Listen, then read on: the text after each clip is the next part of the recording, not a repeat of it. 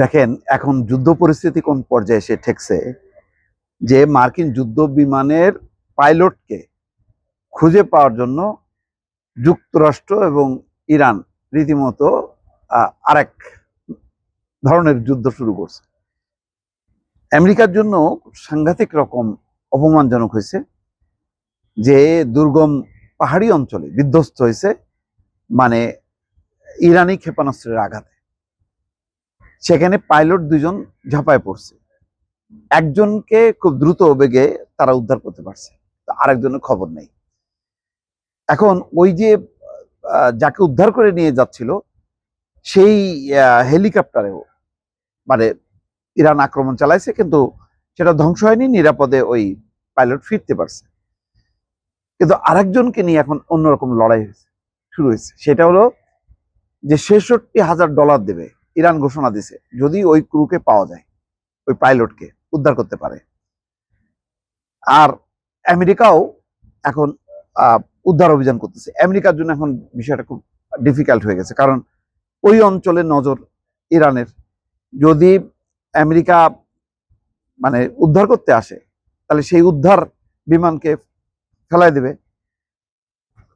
আর Iran যদি সেই তার সমস্ত জনসাধারণকে আহ্বান জানাইছে, তারাও দৌড়ায় যাচ্ছে, ইরানের সামরিক বাহিনীও চেষ্টা করতেছে। যদি ওরে ক্যাপচার করতে পারে আর টেলিভিশনের সামনে যদি দেখাইতে পারে, তাহলে তো আমেরিকা শেষ।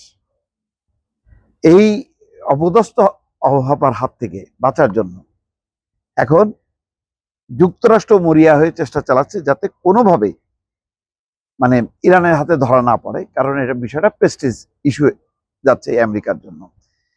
কারণ যেহেতু আমেরিকার একটা জবাবদিহিতা আছে তাদের গভর্নমেন্টের, আর যদি সেই ক্রু নিহত হয়, উদ্ধার যদি হয় মানে ইরানের হাতে, তাহলে একেবারেই ট্রাম্পের জন্য বেজ্জতিকর ব্যাপার।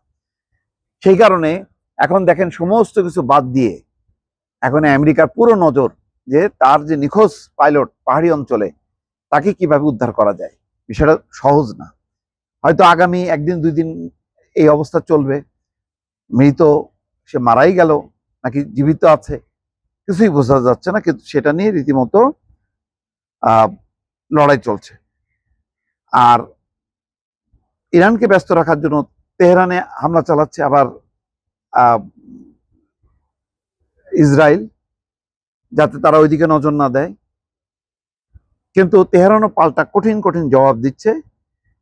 বেনিয়ামিন নেতানিয়াহু বলছে যে ইসরায়েলি হামলায় ইরানের ইস্পাত শিল্পের 70% উৎপাদন সক্ষমতা ধ্বংস হয়ে গেছে, অর্থাৎ ইস্পাত দিয়ে যে তারা বোমা টোমা যেগুলি বানাবে সেগুলি ধ্বংস হয়ে গেছে। তো এগুলি হলো বাদকে বাদ, হয়তো কিছু তো ধ্বংস হয়েছে, কিন্তু ইরান যে দমে যায়নি, ইরান যে বিপুল বিক্রমে হামলা চালাচ্ছে তার তো প্রমাণ প্রতিনিয়ত তারা দেখাচ্ছে।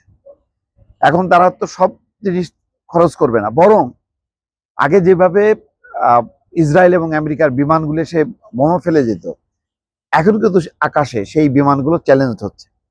এটা কিভাবে সম্ভব হচ্ছে, এটা নিয়েও কিন্তু গবেষণা চলছে যে হঠাৎ করে ইরানের মানে বিমান হামলা প্রতিরোধ করা এবং পাল্টা আঘাত করার এই সক্ষমতা বাড়লো কিভাবে। দর্শক।